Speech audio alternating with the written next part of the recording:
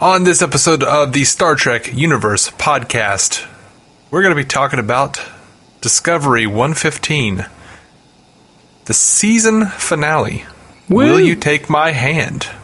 Did you just woo? I did. Will you take my hand? Woo! Right after this.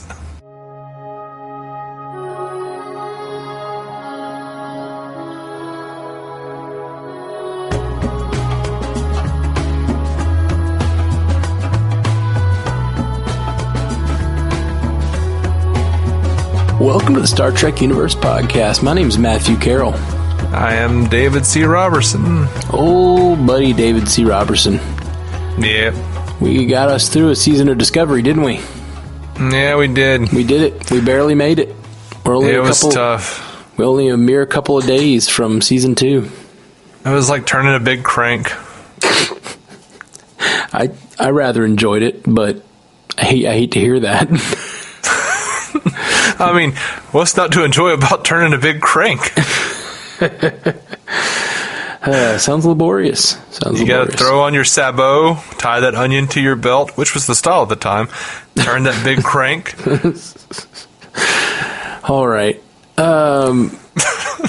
So, season 1 of Discovery, we finished it. I guess let's dive into this last episode and maybe talk about the season as a whole. Spoiler alert. Give us that summary, bro. As per CBS All Access, with Mirror Georgiou at the helm of the plan to end the Klingon War once and for all, the USS Discovery crew struggles to fathom and tolerate her hostile tactics. Memories of past hardships are rekindled within Burnham. That was quite the end to that summary. Yeah. I expected more, even though I was looking right at it. I don't know what to tell you. Thought it would keep going. Yeah. All right. Well, it does keep going, the episode, and this is the very last episode where basically Georgiou and the Federation, in league with the commanders of the Federation, the admirals and such, decides to try to destroy Kronos as a way of beating the Klingons. And this is my kind of stuff, man. This is the stuff. This is exactly the classic triumvirate, triad form of thinking. You know, you've got the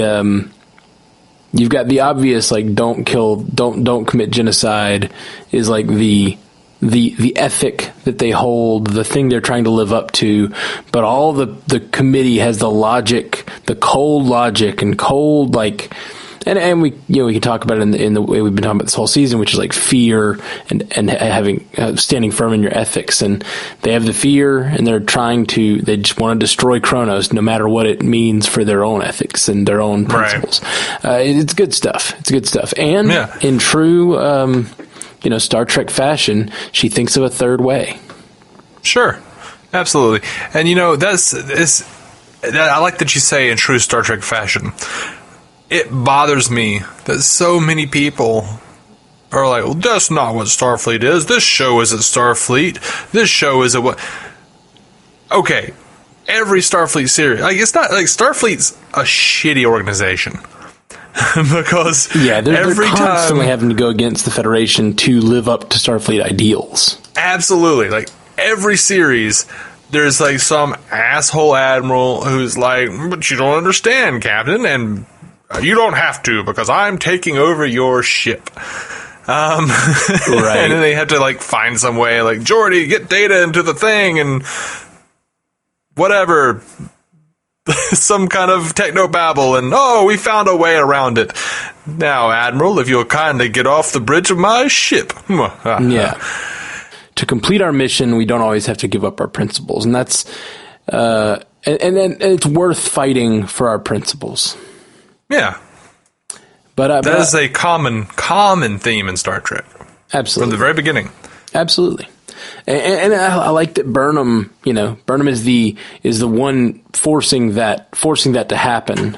Mm-hmm. And standing up to the Federation. And of course she's the one who at the beginning of the season wanted to go against those same rules, and they that's very on the sleeve of this episode. Yeah, I liked it. It was a good arc for her, kind of like relearning what it means to be in the Federation, why those ideals are important, and what happens when you go against them, like the soul searching and the destruction of her like own identity that she had to sort of rebuild throughout the season. Yeah, I dug it. They did a good job with that part. Yeah, I agree. That sounds like there's a part they didn't do a good job with. So what do you want to harp on them for? I don't know how they would have fixed it, but and apparently they are still dealing with it in season 2. It does feel like a rushed ending to the Klingon War. It does. I mean, it's the classic, one button solution to a war. I do feel like they're like, because it just practically, she's got like a bomb that can destroy Kronos. If she does it, she's dead too. And they have to believe she's crazy enough to do it. So like, you'd think there'd be some challengers, and if you have anyone challenge her, then what's she gonna do? Blow up Kronos? Like, no, she's not. So, she's like up there just going, you don't think I'm crazy enough to do it? Points over at Ash. I turned Voke into a human. Look at the messed up shit I've been doing this last year. I had that bastard burn me in the face. Did he even do that? I don't remember. I don't think he did that. I don't remember who did, honestly. Maybe it was Lorca. Michael. Lorca, yeah, I think it might have been. I don't remember. Wow. That was real early on in the season. Wow, how quickly we forget everything. I don't remember that. I was very confused in that whole episode, and I don't think I actually recognized Laurel when that happened. And then later when she had the burn, I was like, oh, that was her.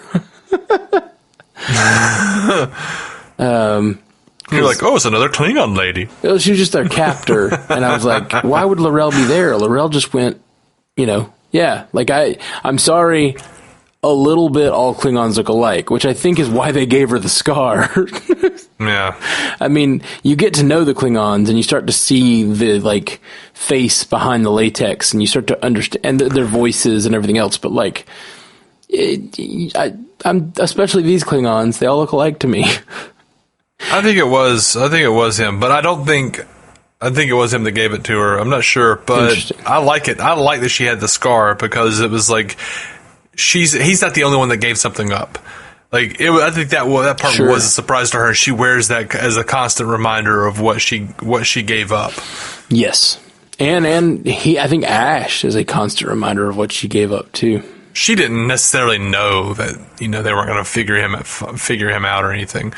Like, I don't know. Not that she knew that he was going to shoot her or whatever. Oh, yeah. Right. Okay.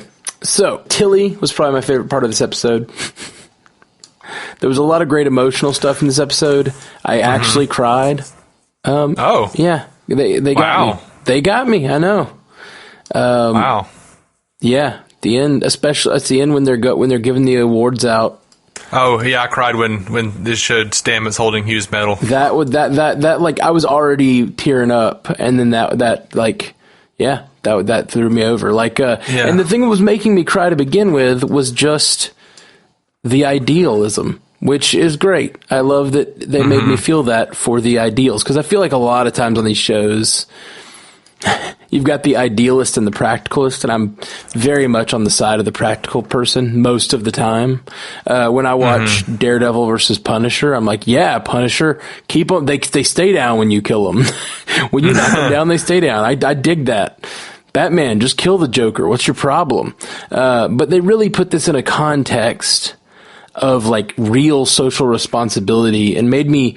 By showing and they did this to Burnham too, by showing the Klingon homeworld and showing them living their lives, it puts them in a context of those are beings, those are like beings that you should care about too. Yeah. And the whole concept, the Federation is everyone can be part of your family, I guess. And I think that's an ethic that I believe in strongly outside of Star Trek, and so it really drives home. Everyone can be, everyone should be someone you care about. No one's disposable. The whole idea of the other is just because you don't know them well. Right. I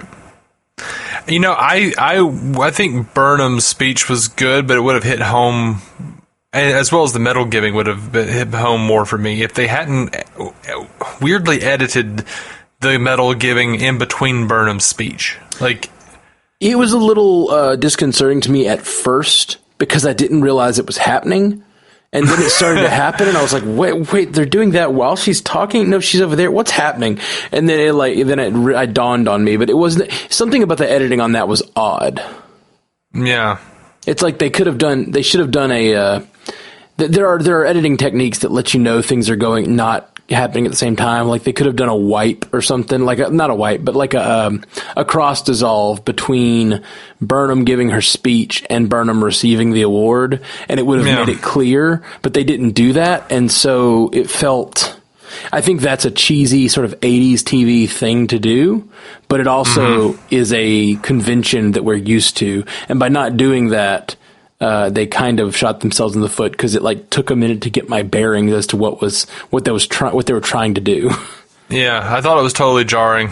Totally took the oomph out of it for me. Yeah, that is a bummer. It did distract me for a second, but I got back in, and then when it showed Stamets holding Culver's medal, that really sunk it for me. They sunk the putt, as it were. We did a Section 31 episode earlier. Yeah, we did. And I think I was talking about this, but in that one.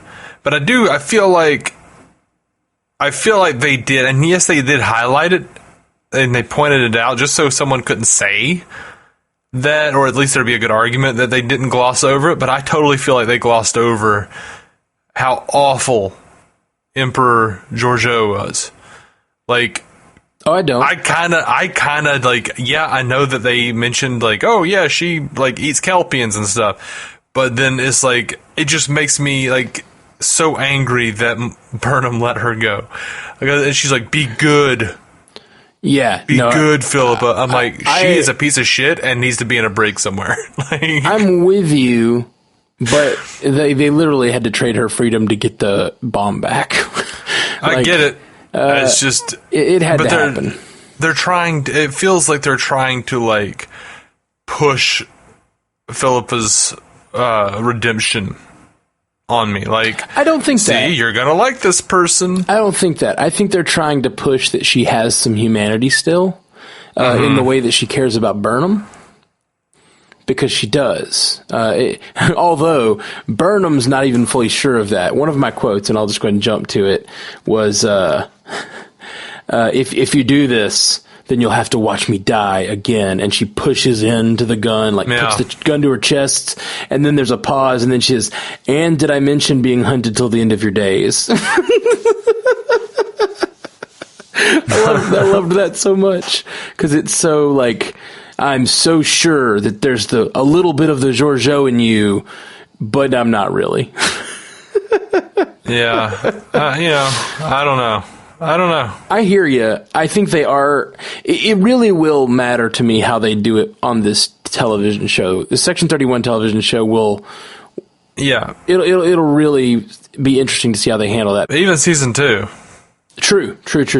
I don't think they have in any way rehabbed her character yet.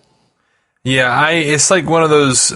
It's sort of for me if you are going to do something like that with a character like that, that's been you show me how awful this character is, and then you're trying to redeem them and make me like them. You're gonna have to really knock it out of the park, Spike on Buffy level, knock it out of the park. Right, and what they had to do on Buffy to rehab Spike was put him in a basement for a season, being tortured by his past. She needs to go through, to have redemption, you have to have guilt and remorse. And so you have to see her go through the pain and realize the pain. Maybe she has to learn to love a Klingon and a Tellarite and a Vulcan. And maybe that'll happen in the Section 31 series, and she'll start to realize what she did, Section 31 is very interesting. The idea of trying to actually rehab the Terran Emperor into a protagonist of a TV show.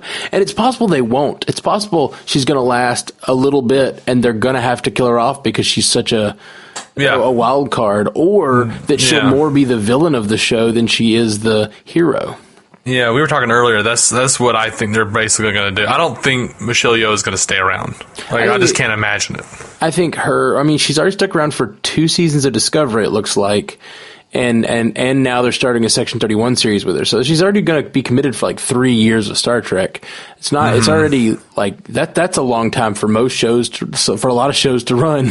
I would not be surprised. I mean, if she did a couple more years, it wouldn't be too shocking. It really, I think, depends. If a star like her sticks around, it probably depends on the reception of the show, to what the viewership is like. Yeah. Because they sort of announced it earlier, and then they officially announced it just now, but it's been months, I kind of wonder if they didn't announce it to get negotiation power. Because I think they haven't announced it yet because they were in negotiations with her.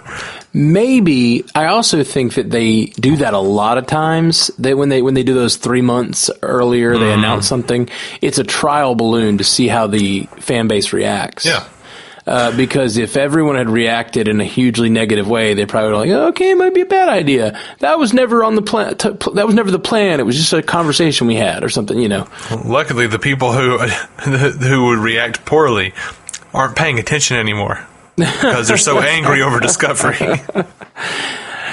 Picard will get them back. I was watching a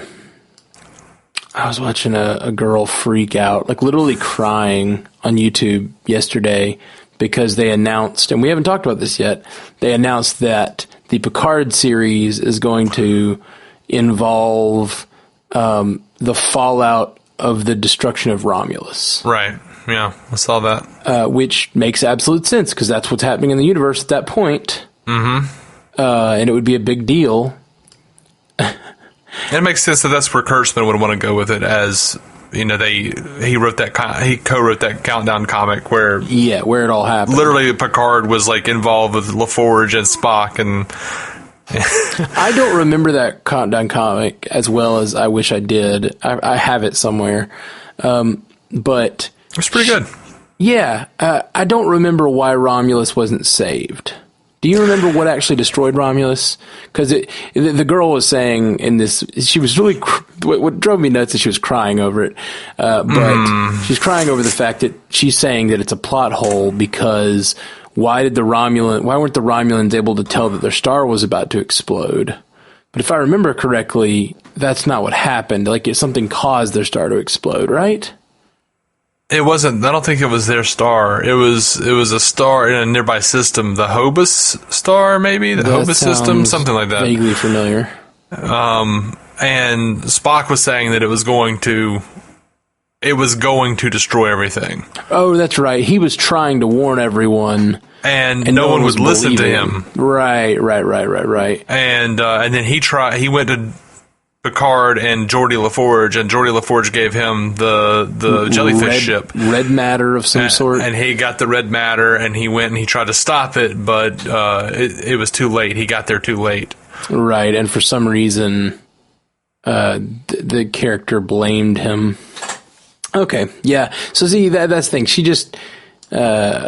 She was weeping, literally weeping that they were basing the Picard show on what she called a plot hole from the 2009 Star Trek movie. And then she kept saying, it's the wrong universe. It's the wrong universe. And I was like, it's not, though. I don't understand the plot. Where's the plot hole? She was saying it's a plot hole because we now in 2015, or it's not 2015. I realize that now in 2019 humans can detect when a star is going to go supernova, and the people of Romulus should have been able to figure that out and figure out the repercussions and get out of there. Yeah, it shouldn't have destroyed their empire or whatever. I don't know that it was a supernova. I don't either. Yeah, that's the thing. I don't remember what she I don't know how. I listening to her, I was like, I just think her facts are probably wrong. But it was just insane the way she was weeping about it. Yeah, I mean, I did go supernova. Okay. Yeah. I just looked it up. It's in memory beta. That's the non-canon Star Trek wiki. That's great. Right? Anyway, so we'll look more into Whatever. that. And we should probably talk about... We should have a news episode soon-ish, and we'll probably cover what's going on with the Picard series. They've announced some details, which is exciting. Yep. All right, back to Discovery. Anything? Well, let's talk season 1. Like, what do you like? What do you don't like? What have we not touched on that you want to talk about? All right, so this episode... Right. I loved how Ash Tyler was embracing Voke's memories and mannerisms to complete the mission. I loved how uncomfortable it made Michael. Me too. That was all fantastic. Yeah, loved it. Absolutely loved it. Yeah, that makes him so much more of an interesting character to me. Yeah, I liked Ash Tyler from the beginning. Like, just when he's a Starfleet officer, he was just cool. Like, he was just a cool character. I did, You sound like Tilly. You've got a crush on him. I do. I have that soldier thing's back. I was going to say that. My soldier thing's back. That's one of my favorite lines of the whole season. Tilly is such a standout character for me. Stamets, Tilly are like top of the line for me. But Ash, when he showed up, I was like, man, I like this guy. Yeah, I like the cut of his jib. Stop cutting people's jibs. It's creepy. I told you. I like it, man. I like the cut of his jib. And then when the Vogue stuff happened, I was kind of like, I liked him as just like a swashbuckling, kind of a cool Han Solo-like character. I don't really care for all this sublimated Klingon personality stuff. It didn't really resonate with me. But then once where it landed, where he's Ash Tyler with the full memories and life of a Klingon inside him, that's awesome. Yeah, I think they were trying to say something with that character. I mean, I think underneath it all, we're all of us swashbuckling cool guys. I think we're all, secretly albino Klingons who call themselves the Torchbearers. I think we can all relate to that.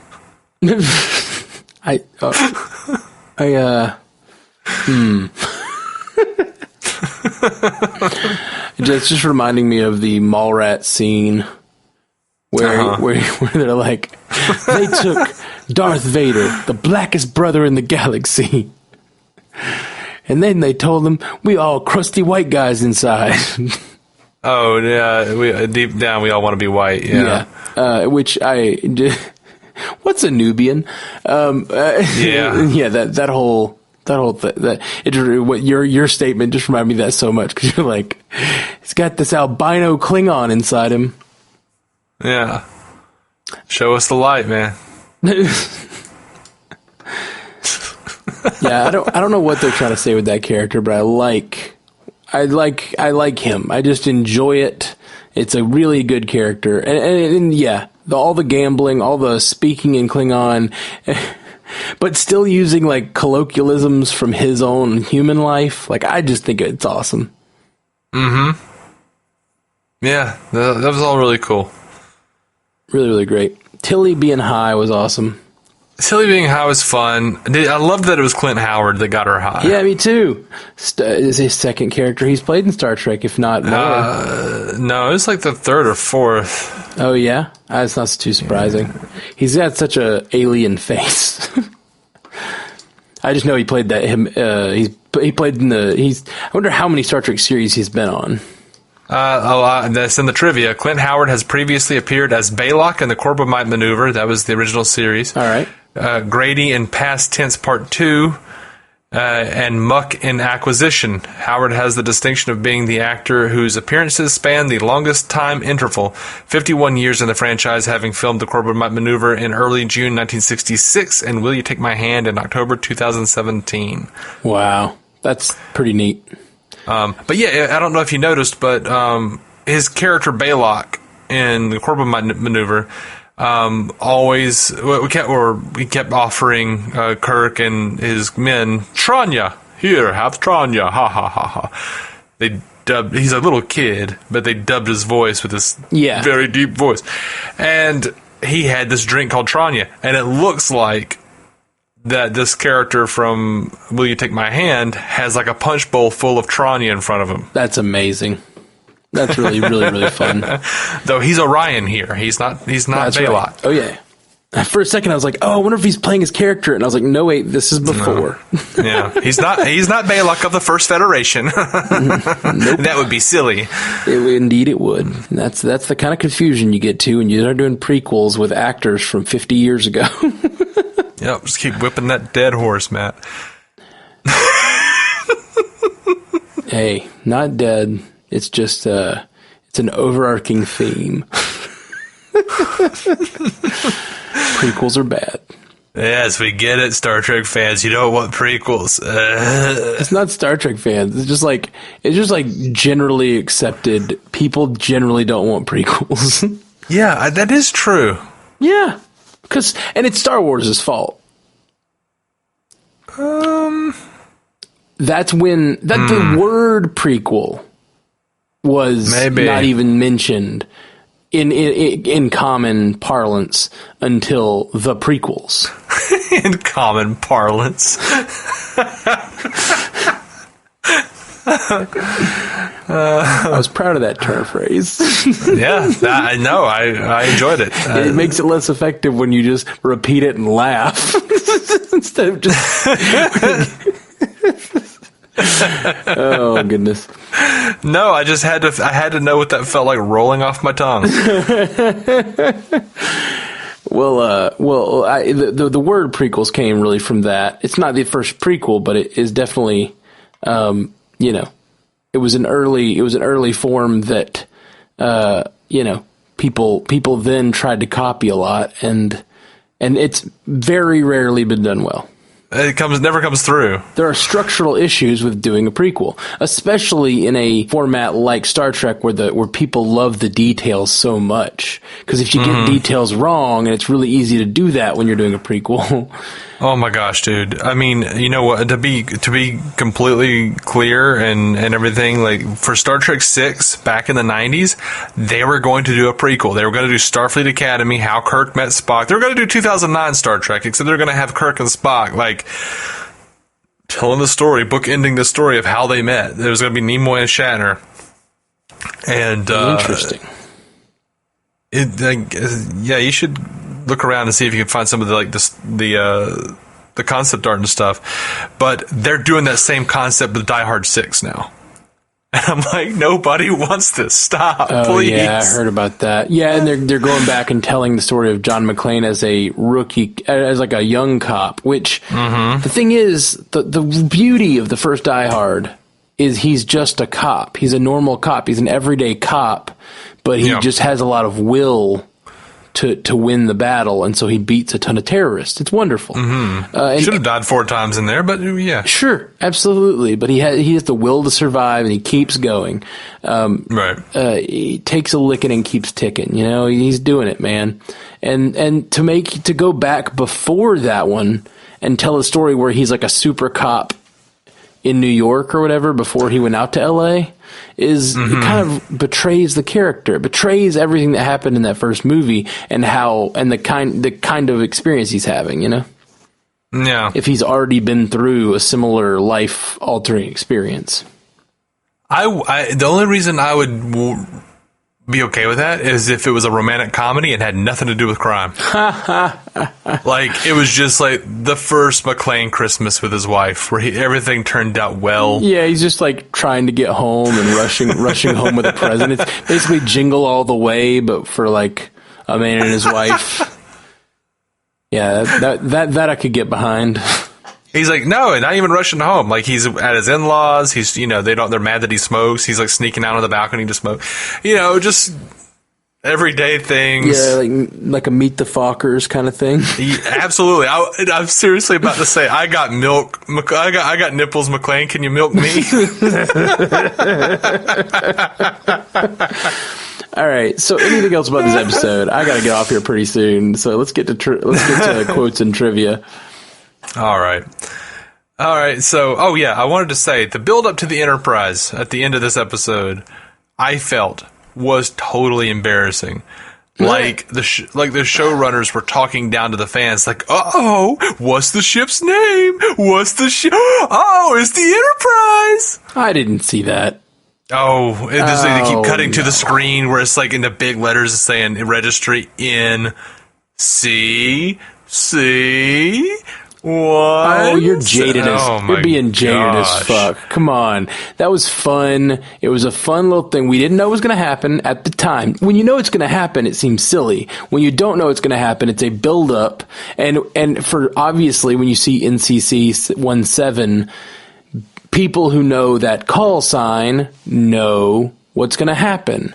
And so it's already revealed at that point. And it's not, I don't think it's talking down at all. It's trusting the fans to get it. And the bigger a fan you are, the sooner you get it. No, I mean, I think they knew the fans would get it. The way they were building it up, like I knew immediately, like when they were like, "Oh, it's a ship. I don't know what we're gonna do. We can't." Yeah, I don't buy that. I don't buy that. You knew immediately. I did when they were like, "Yeah," on a rewatch, sure. Oh, not a rewatch. On the first time when they were like, and like, "Oh, there's interference. We can't figure out who it is." I said, "No, it's Federation ship, possibly." Yeah. I'm like, it's got to be the Enterprise. Well, that's the thing. Maybe, but it didn't have to be. It could have been all kinds of things. I think that's the silly complaint. I thought that was a fun little thing they did with all this build up, and then you find out they say NCC 17, and you're like, oh, it's a 1 in 100 chance. And they're narrowing it down, and then it's Captain Pike, sir, and then, of course, the real emotional hit is realizing Sarek and Burnham realizing that their son/brother is on that ship. And then Burnham goes, "It's the USS Enterprise." Like, no, they have... like, how often do they actually say, "It's the USS, insert name"? Like, we know it's the USS. They actually do that a good bit on this show. Yeah, it's just lame. All right. They have done it, and they said USS and ISS a lot this season, and that's kind of how Burnham talks. Well, to emphasize Mirrorverse versus quote unquote Prime, but sure, I got it. I got it. It's just I didn't like it. All right, I didn't mind. The whole Enterprise thing was fine to me. I don't even really care that they changed the design a little bit. I know that's heresy to you. Oh yeah, that ship is perfect. I know, like. A stunning design, basked in the golden ratio. Like, there's thou shalt not change the Enterprise. Right. All right, unless you have anything else, let's get to our quotes. Yeah, let's go to quotes. I really enjoyed Tilly. Just first of all, so I'm very high, but you need to listen to me. That was on my list too. I love it. Everything she did when she was high was super fun. In a related quote, I had, "You were asleep. I'm Orion." Yep.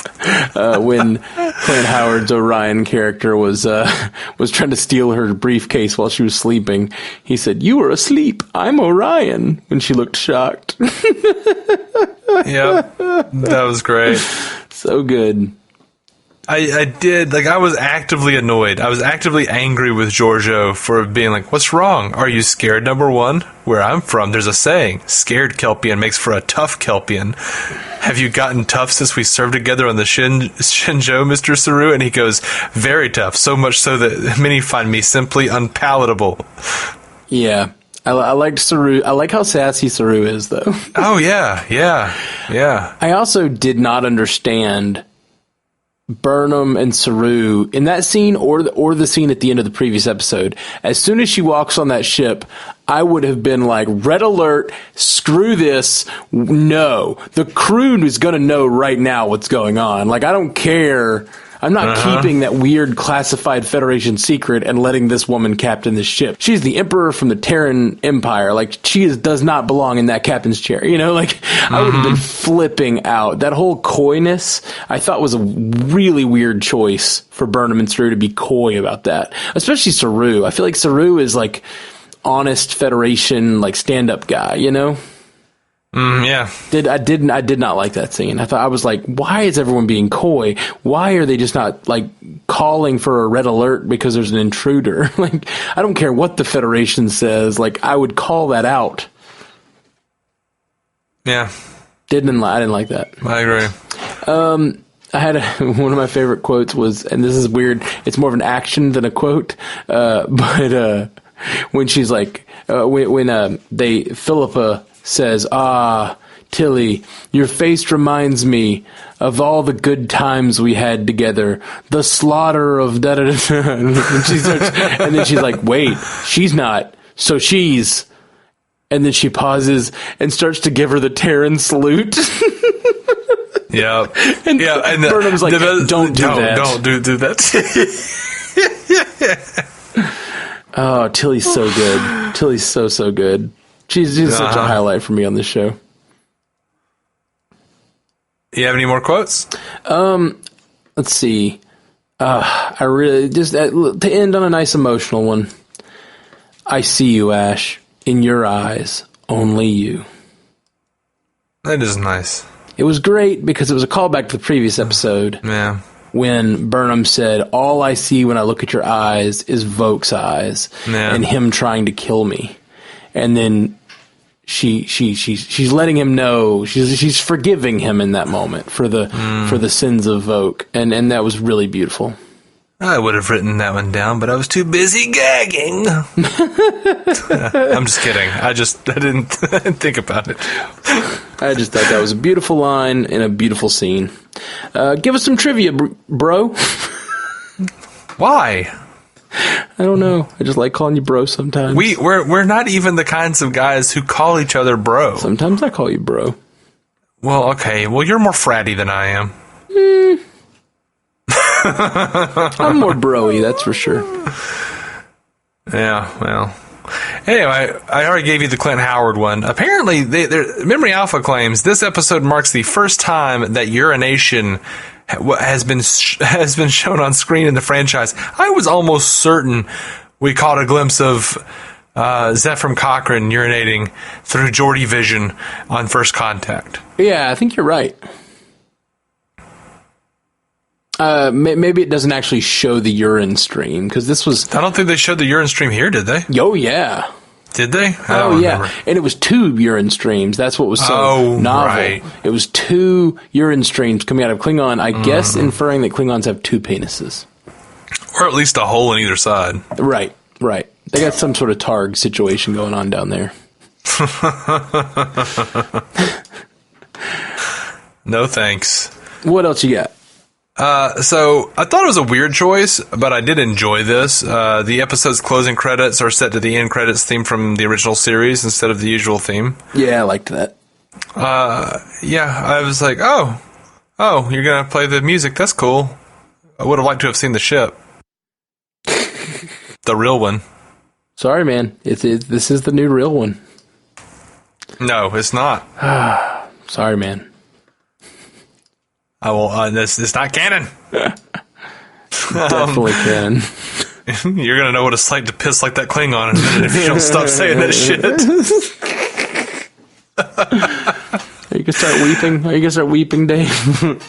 No, it's going to become malicious and violent. All right, what else you got? Any other trivias? All right. They say this episode shows the construction of the Earth space dock that appears in 4 of the original series films, beginning with Star Trek III, The Search for Spock. It would also have shown up in TNG. Yep. Cool. And let's see. This was interesting. I didn't really catch this, and I feel like I should have. The actions of the Mirror Philippa Georgiou in the Molor Shrine reflect those of her Prime counterpart in the first episode. In the Vulcan Hello, the Prime Universe Georgiou goes to a well and uses the weapon to bring life by firing a phaser to open an underground reservoir of water for a drought-stricken people. When the Mirror Universe Georgiou goes to a well and uses the weapon to bring death by deploying a bomb to trigger catastrophic volcanic eruptions. I like that one a lot. That's cool. Yeah, I didn't piece that one together because I'm a dullard. Yeah, me neither. That was cool. There's a long time between those two scenes. It's like the bookends the season. Cool.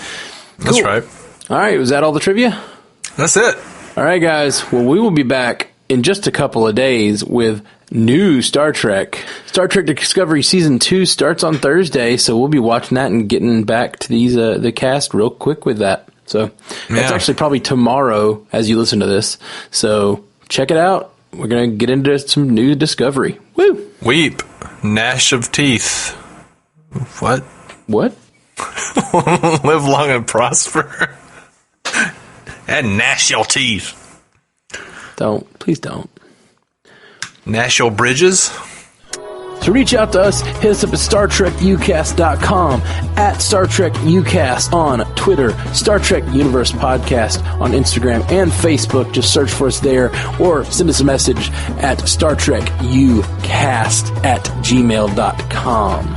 If you'd like to hear more from David C. Robertson, check out the DC On Screen podcast or maladjusted.tv. And if you want to hear more from Matthew Carroll, that's me, check out the Marvel Cinematic Universe podcast, or go listen to my music at MatthewCarrollmusic.com or anywhere you get music.